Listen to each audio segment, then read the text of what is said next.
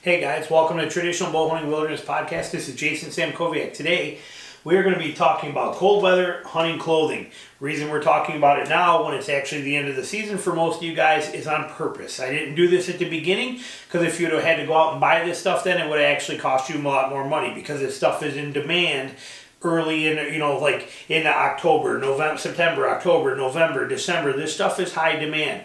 Now that you're starting to see this, we're getting closer into, probably by the time you're seeing this, we're probably getting pretty close to January. And when you are, now is the time to start watching this. This is when this stuff goes on sale. You plan now for next year, you'll save a lot of money when you buy this stuff and you have to get into it. So now is the time to start thinking about what you didn't like this year and what you want to change for next year. We're going to do a quick little brief summary here of some of the things to think about. I hunt in northern Michigan. I hunt all the way through the month of January, and a lot of times I'm in the northern states. Then I've been out there in minus 20 degree weather, literally not counting wind chill. I mean a legit minus 20 and hunted. I've been in I hunt a lot of cold weather kind of scenarios. So I kind of got this down to a science, gives you some good ideas, but we're going to break it down for you on what you're going to need. Now, cold weather. Again, cold weather varies for everybody. If you live down in Florida, cold weather for you could be 45, 50 degrees, might be considered cold weather. So take all of this relative to where you live and what you do. I'm not going to mention specific brands. I have videos on a lot of this stuff that I do recommend, so you can see it in there and things like that, but I want to mainly talk about the whole process, what you're going for. So basically, to start it off, you're going to need a base layer. Base layer can be whatever you want it to be. We'll cover materials and things like that later, but your base layer is what's against your body. Everybody has their own preferences, what they do and don't like, and you know your body more than anybody else. But for a base, the best recommendation, if you don't know what you're looking for until you do, is to start with something simple. A nice tight layer, moisture wicking kind of merino wool is probably one of the best out there. Some of the synthetics are good too, but a moisture wicking base layer against your body. So when you sweat, it's going to push that moisture out a few layers is what you're looking for. Otherwise, you're going to get cold from that moisture from your sweat. It's going to actually stick to that inner layer, and then you're going to get cold. Now, I say that that's the best way to go. I don't usually follow that. I don't own a piece of merino wool right now. I'll be out there in 17 below zero, and my base layer is cotton underwear and a cotton t-shirt. I know it's not the right thing to do, but it's what I do.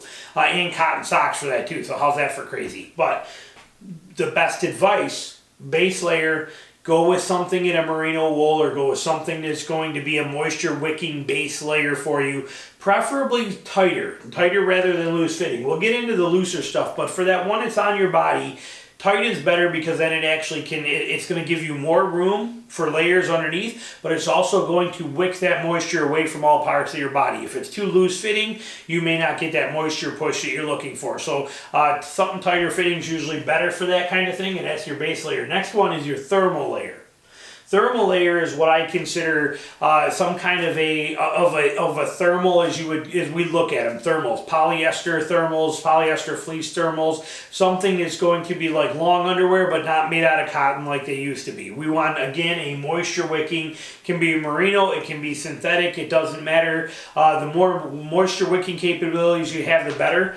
Polyester has a pretty good moisture wicking capability. It will also push that out of there as well also. Merino still being the best one. It's out there right now. But again, merino doesn't have a lot of insulation factor to it in the way we have it available to us today. So for that thermal layer, I prefer like a polyester fleece or something like that. That's the layer. But that one there, a little looser, or go skin or tighter, whatever you want, doesn't matter, but it is your second layer of defense. You have a base layer, a thermal layer to keep you warm, and then you have what we call an insulation layer.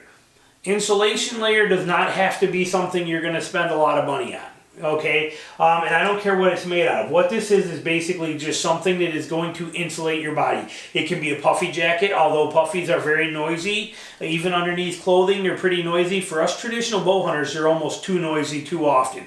It's hard to wear a puffy and be able to draw that bow and not have that thing making noise, especially on a dead calm December night or morning when it's 5 degrees out and everything makes noise. To hear that crinkle and crush as you go is a bad thing. So I'm not not a fan of puffies very well on my upper body, but anything that is polyester that is thick. Now, realistically, in this category here, you can follow a lot of my advice, and instead of having to spend a tremendous amount of money, go to your local Walmart and look for, or any of your sporting goods store, and look for a polyester, not cotton. You can use cotton if you want to, but I prefer to go with a polyester fleece or some kind of a thicker, just a sweatshirt that they have, or almost like a zip neck tee or a hoodie that's something that's a very thick, warm polyester. They're not expensive. You can get these things for like 20, 25 bucks. And they do a great job at insulating, but you need something there as an insulation factor. So you got your base, you got your thermal, which is your first layer. This is your moisture wicking. This is another moisture wicking and a warmth adding layer. Then you have your insulation layer. Now this insulation can also be multiples. For me personally, this insulation layer usually consists of me wearing 3 sets, 2 or 3 or 4 sets of this. I may put on, again, my base is a t-shirt and cotton underwear and cotton socks. Don't get mad at me. I've been hunting for a long time. I know what my body does. But for me, that'll be my base. Then I'll put on 2 or 3 sets of those heavyweight thermal tops and bottoms on, and then I'll put on top of that, I'll put a hoodie on. I hunt a lot in my Northern Mist hoodie. It's a cotton hoodie, but it's warm and it works good and it's thick and it feels good and keeps me warm, and I'll put that on. And then, but you can mix this up any way you want to. Insulation pants, a lot of times I'm out there in sweatpants. Why? Because they're thicker and they're warm and they work really good. So I'll have 2 layers of thermals and a pair of sweatpants. Don't overthink this insulation value, this zone here. Anything you have in your closet that will probably fill this gap for you. You don't have to get particular. Just make sure it's quiet. Outer layer is a key one.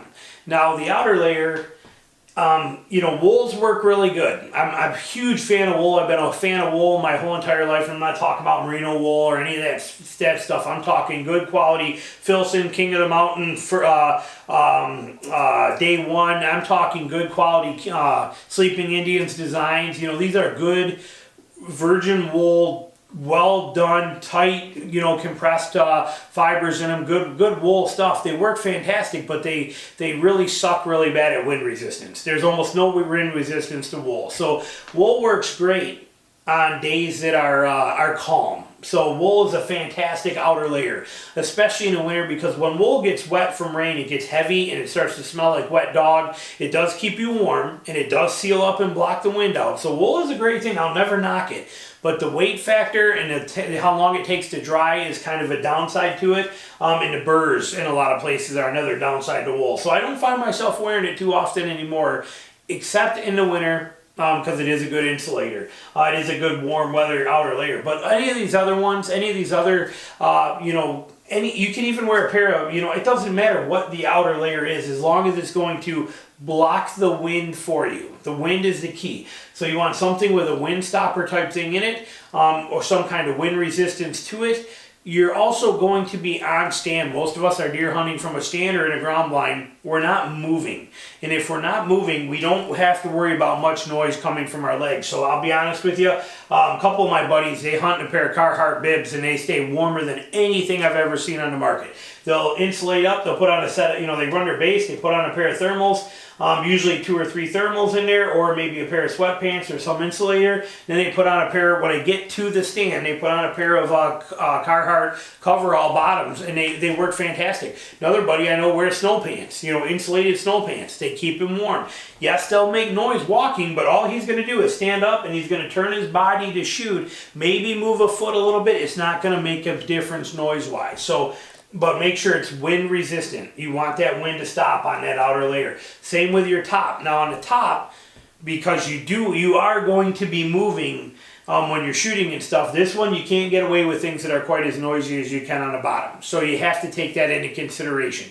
For me, for that outer layer wind resistance, 99% of my season, doesn't matter what time of the year it is, I'm in that Columbia center jacket and then my Kuiu vest over top of that. That's my outer layer that I kind of gravitate to and go to all the time, because I get the wind resistance, the water resistance, everything I want. It's a quiet package. So for me, those are my outer layers. But whatever works for you is fine. But this is not, like I said, don't overthink this. This isn't crazy. Just make sure your base is moisture wicking.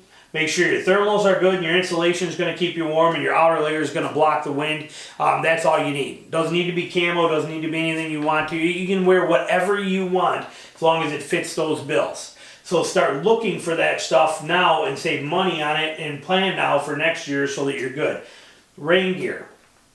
Rain gear is very valuable, not only for rain in the early season, mid-season. Actually, in the early season, I don't even wear rain gear. If that temperature is above 55 degrees, I don't even wear it. I'll just sit out there and get soaked. I don't care. It's comfortable. It doesn't bother me. And heck, half the time, it's cooling you off anyway. So it's no big deal.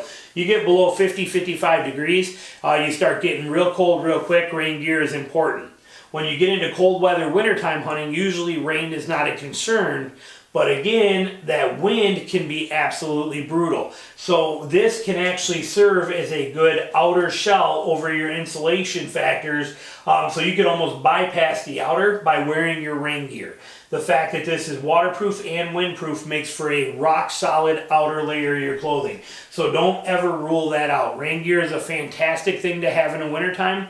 It'll let you be down on your knees working on animals, doing whatever you want to. You're waterproof. If it's snowing, you're fine. Snow coming off of branches as you're walking through, you're fine. You're waterproof as can be. Nothing's getting through there. And you are 100% wind protected. So rain gear also doubles as an outer layer. Kind of can be, you know, combined as one option there. And I'll tell you, if that wind starts to break over 20 miles an hour, my outer layers, even though they're windproof, they're not windproof enough that I will definitely have that rain gear on as an extra protection layer from the wind. And my rain pants that I wear, I use First Light Boundary Storm Tight rain pants. I love them. But I got a couple pairs of them now. I will wear those a lot in the winter because I don't have a actual windproof. Like, I got 2 pairs of windproof bottoms that I wear a lot, but I will actually wear those over top of them, right over that whole set, just to make sure no wind can come through. My legs are what get cold the quickest for me, and that rain gear is a heck of a protector. Now, when it comes to your head and neck, people overlook this. A hat is cool. Everybody knows to wear a stocking cap when it's cold, right? And a lot of people got a neck gaiter, and that's a great thing as well too. And those are my go-to setup: a fleece neck gaiter wrapped around me right here, and then a hat on. But when it gets really cold, sub-zero temperatures, a balaclava is very hard to beat. Mine, I kind of cut it out a little bit more. I actually take scissors and cut it out, but I want it covering. I want this part covered like a hat would, but a hat and a gaiter is going to expose all of the sides of your face here, and usually this strip right around your neck, right here where that hat stops and the gaiter stops, you're going to get this line right in here that wind is just going to, it's going to just drive you crazy. That balaclava solves all of those problems. You put it on, it covers your ears, it covers everything. You put a hat right over on top of it, and if it's brutal cold, put a neck gaiter on too. But it will make all the difference in the world to have a good, and I don't mean when I say a balaclava, I don't mean something thin that you can take and blow right through it. You want something windproof, or something that's a little bit thicker, that's going to work for you. But that's a way to protect your head and neck. That's a vital thing, because if that gaiter, that neck gaiter, if you can't take that, pull it up under your hat, put your hat on over it, that wind is going to hit you in the back of the neck and drive you crazy. And your cheeks are going to get frosty and cold. Your nose is having something that you can pull right up if you need to fix all that, even if you don't want it left there the whole time. But be able to pull it up and down, it's a gold mine. So that's a huge one. Another one are your hands. You need to have gloves. Me personally, I always carry 2 pairs of gloves with me in the winter. One is a set of jersey gloves. I wear them when I'm on stand, mainly on my shooting hand, my bow hand. I usually don't use gloves until it starts to get into the 20s or down below that. I use a muff. I have a muff that connects to me. I can put my hands right in. I can throw a hand warmer in there. I can sit there like this with my hands in there perfectly fine and keep them warm. When an animal comes in, I can pull my hands out, grab my bow, leave this hand in there until I'm ready to shoot. And with my tab on there, when it's time, I can pull that hand out. I don't got to worry about that hand getting cold.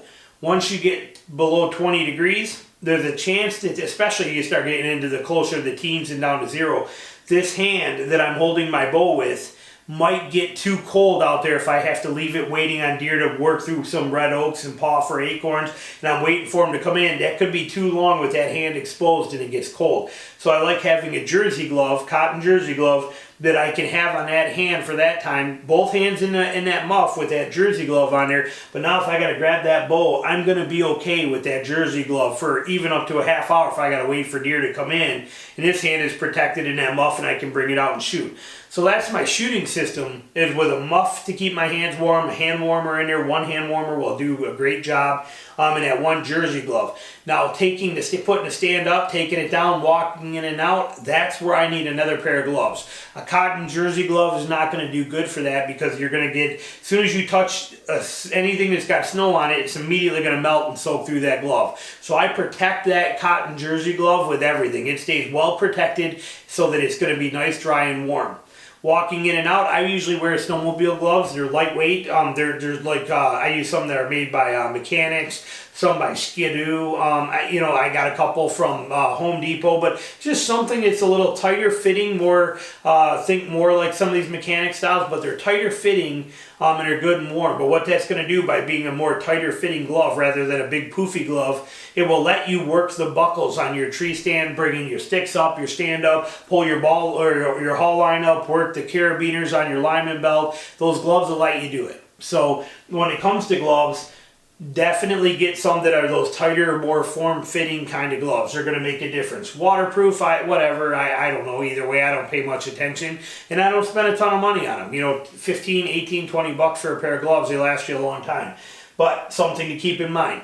And then if you're going to leave them on to shoot all the time, practice with them. If you're going to put a jersey glove on, like I do, practice shooting with that glove on. It's got a whole different feel on your bow. So make sure you practice with it so you know what you're comfortable with. I can shoot with the big gloves if I want to and just bypass my tab. But when I do, I notice that I, as a left-handed shooter, will shoot more to the right. Probably because I have that big glove on, and when I come into anchor, it's pushing my anchor out further than normal, causing my arrow to go to the right. So I know that if I'm going to shoot with those gloves on and no tab, I need to aim a little bit to the left. But like I said, that's a rare occasion that I would do that. Usually this hand is completely empty with just a tab on it, stuck in my hand warming muff there, and then this one's in there with a jersey glove on it, and then I can use that jersey glove to keep this hand warm while it's out exposed. Feet. There's so many different options. I covered some other boot stuff in there. Just find boots that keep you warm.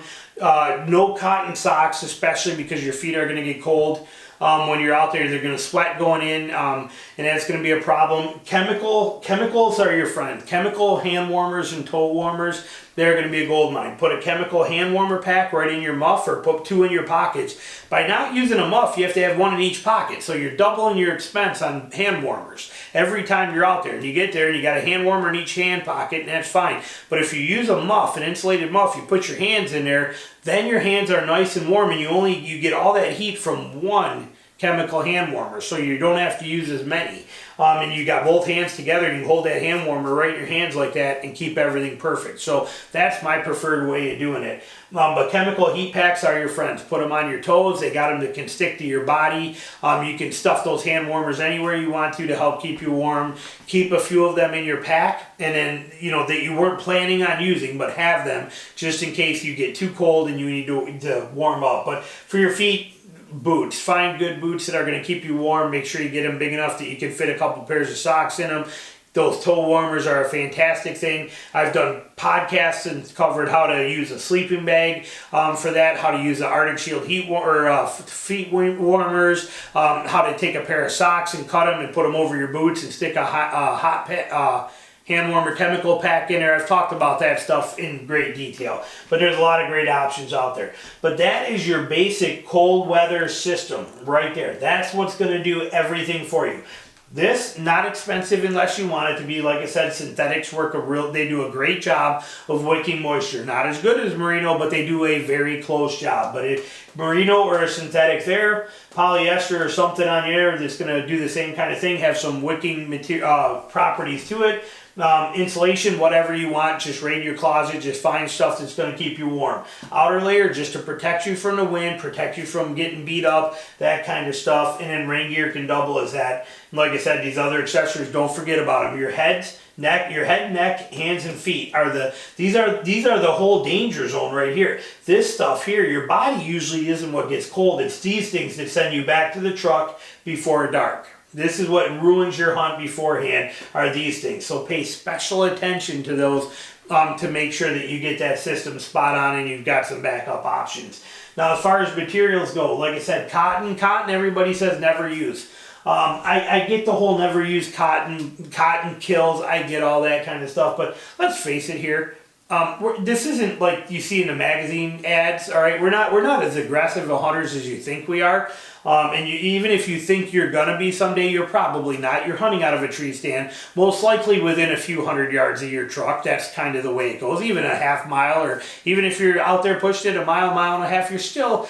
It's not as aggressive as elk hunting is, or sheep hunting, or moose hunting, or spot and stalk mule deer. It's not the same thing. We're whitetail hunting here. So don't confuse yourself with somebody that actually really is pushing the limits here. You're probably not. Cotton for certain things, definitely okay. Preferably not for a base because you need the wicking moisture away from you. I love cotton. I wear cotton 90% of the time when I'm in the woods. I am in cotton. And I have no problems with it. Usually not so much on my outer layers, but I use a lot of cotton in my insulation layers, and I do use it in my base layers. I know I'm not supposed to there, but I do. But cotton is a good thing. Polyester is better. When you look at fleece, read the tag. If it's cotton fleece, you probably don't want it. Polyester fleece, fantastic material. Great option to go with. Merino is a wool, and it is an antimicrobial and antibacterial, and it's got a lot of great properties. Regular wool, like you see Filson's and King of the Mountain and Day One and stuff like that, absolutely fantastic wools. They're incredible. Wool is keep you warm when you're wet. It's a great insulator. It's natural. It's completely non-reflective. It's just natural and quiet. It's probably the quietest thing you could ever hunt is wool, period. And like I said, with the no light reflectivity to it and how it absorbs light, probably the best camouflage ever made is in wool. Whether it's a camo pattern or not is irrelevant. Just the wool itself is probably one of the best camouflages out there. Wool is an incredible thing. But, like I said, two big downsides to it. One is that it's getting harder to find now. It gets heavy when it's wet. It's not very good at windproofing or stopping the wind out there. Those two factors, and it collects a lot of burrs. So those are something to think about with wool on there. Fleece is the same way. Fleece will collect a lot of burrs. Synthetics, there's so many different kinds out there, and they all do a fantastic job. So those are great. But whatever you're looking at, when it comes to that outer layer, you need wind resistance and water resistance. Those are key for this. Your rain gear is going to cover both of those. So as you can see, it's a pretty simple setup. It's not real complicated. And there's not a lot of money that's needed to be spent in this. But you're going to have to, this is kind of the formula that you're looking to go after. And when you're going after that, now is the time to do it right now. This is the time where you plan for it now for next year. You will be saving money because this stuff is going to start being on sale. And then they're going to start thinking about the companies that make this stuff. Clothing companies are very similar to car companies. So every year a new car comes out. When a new car comes out, the old car becomes a discounted version so you can get it for less money. Clothing companies are very similar. So usually in the late winter, early spring, they're already planning for what the new launch is going to be that they'll be coming out with 6 months later for the new cold season. It's at that time that they take all of these things and they start putting them on tremendous sales. The cold weather season is winding down. These sales really start to come into effect. And you can really start banking up on it. But that's why I say, that's the reason to doing this video now. Save money. Start looking for what your plan is for next year right now so that you get the benefits you're looking for. So I hope you enjoyed this. Thanks for watching. Hit the subscribe button below so you get more of my stuff. And I will talk to you soon. All right, bye.